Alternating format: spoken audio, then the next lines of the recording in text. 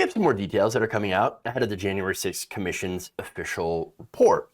So, according to firsthand testimony, Donald Trump's eldest daughter, Ivanka, had actually twice begged her dad to put a stop to the violence. In fact, here is a video of Representative Liz Cheney on ABC News on Sunday, I believe, talking about that. Take a look. We know as he was sitting there in the dining room next to the Oval Office, members of his staff were pleading with him to go on television, to tell people to stop. We know Leader McCarthy was pleading with him to do that. We know members of his family. We know his daughter. We have firsthand testimony that his daughter Ivanka went in at least twice to ask him to please stop this violence. All right, so now this is both significant and important and not worth a goddamn. Both of those things at the same time, that is quite a feat. Now, let me explain. This is why it's important. Now, the January 6th Commission is basically trying to figure out who knew what during the Capitol riots and how that, who had knowledge of what would happen and how far that knowledge went into the Trump inner circle, especially when it involves people in charge. So if you're a member of the government and you're fine with fomenting an insurrection, then we would like to know so that you can no longer be in government. That's the thought, all right? So now this confirms, along with other findings, that Trump both knew ahead of time about the riots and also agreed with the aim of the riots, which is, of course, to intimidate Mike Pence into not certifying the election.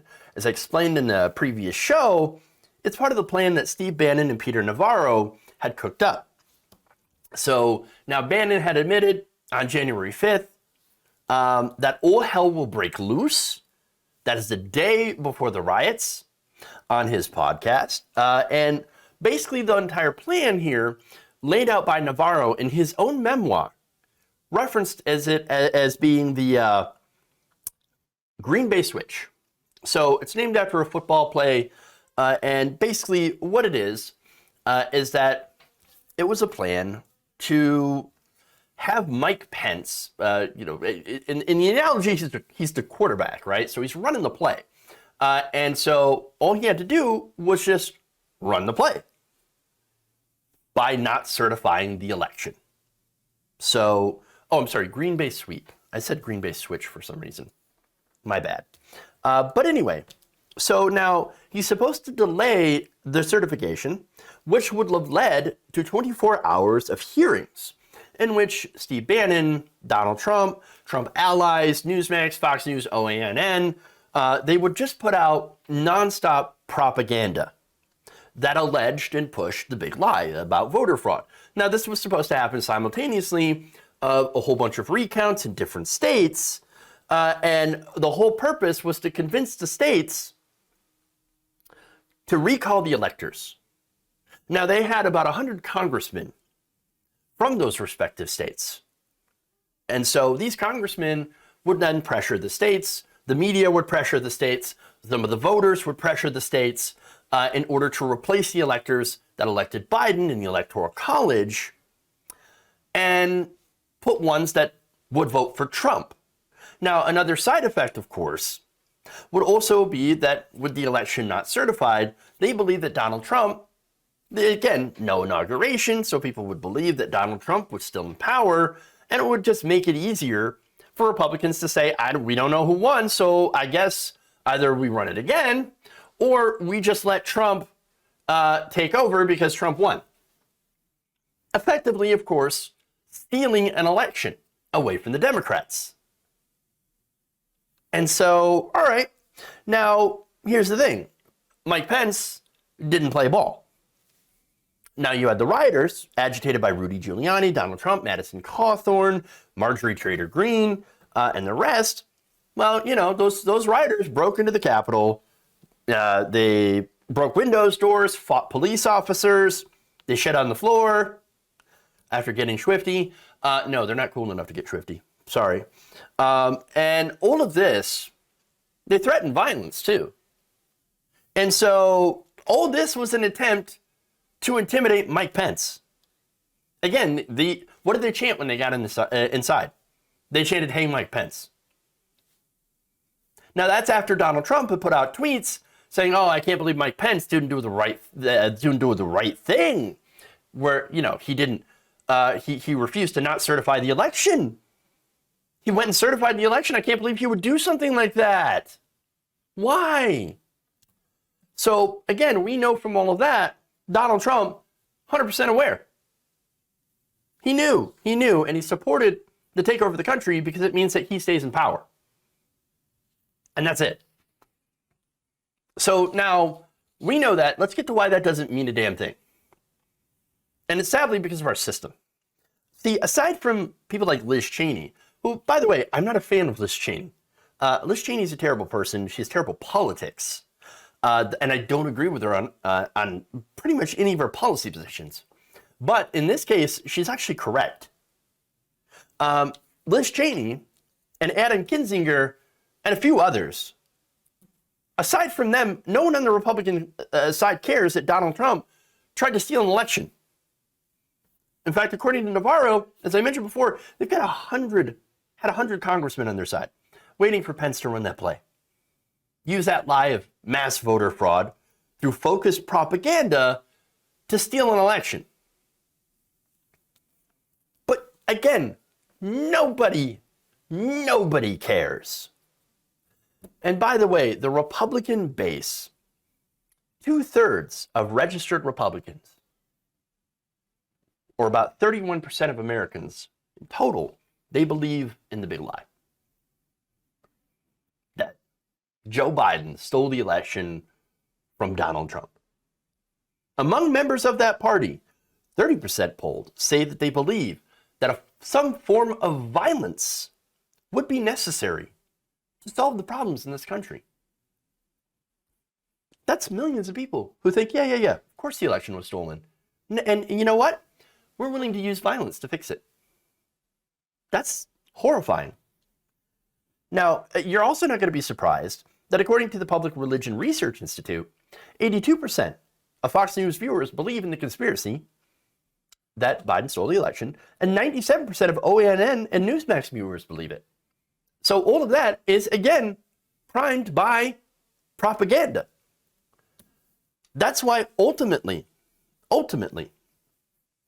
you have so many people, again, who believe it, and that's why a lot of these politicians won't do anything about it. With so many Republican voters that believe in this nonsense conspiracy, their politicians have no choice but to side with Donald Trump. Even if they don't personally believe it, a lot of these people only care about their power. They're afraid of their voters. They're afraid that they're going to get primaried and replaced. And by the way, the people who would primary and replace him are people who actually might believe it, truly. No matter what is revealed by the commission, no high-level person is going to be held responsible. Because it's going to require a party that is MIA. And that's it. It's gone. Republicans are the pro-treason party, and I'm not the only one that's saying that. And I'm not saying it lightly. In fact, in an op-ed published in the Globe and Mail on Friday, Thomas Warner Dixon, an executive director of the Cascade Institute at Royal Roads University of British Columbia, gave a warning to his own country. He said, watch out. The United States is going to become fascist. In fact, he said by 2025, American democracy could collapse, causing extreme domestic political instability, including widespread civil violence. By 2030, if not sooner, the country could be governed by a right-wing dictatorship. We mustn't dismiss these possibilities just because they seem ludicrous or too horrible to imagine. Now, in the op-ed, Homer Dixon also detailed his reasons for what he called the unfolding crisis in the U.S. Now, I would argue, of course, the crisis has been unfolding for quite some time, but he wrote that there had been multiple warning signals and reasons behind the changing political landscape in this country.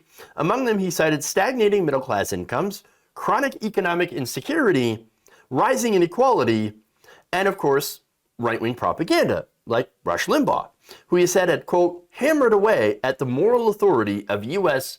political institutions. He also highlighted that right-wing ideologues were stoking fears of white replacement, like Tucker Carlson, for example, the unwillingness of the wealthy and powerful to pay the taxes and invest in public services or create the avenues for vertical mobility. The op-ed also referred to ex-President Trump, his administration, and Trumpism 28 times. And at one point, Homer Dixon wrote that if Mr. Trump is reelected, even under the more optimistic scenarios, the economic and political risks to our country will be innumerable. So, look, this is frightening. And yet the Democrats right now, what are they doing? They're doing studies and commissions. They're writing strongly worded letters as fascists like Steve Bannon plan and plot. They also refuse to address the issues, by the way, that would lead to this instability, issues that we have in this country right now. We have, again, stagnant wages. Yes, we have student loan debt that the president refuses to forgive, even though he has the power to do so.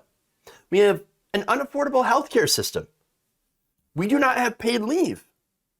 We do not have child care. Wealthy and the corporations refuse to pay their fair share, while we give $768 billion to the military that they don't need. We have corporate rule in this country.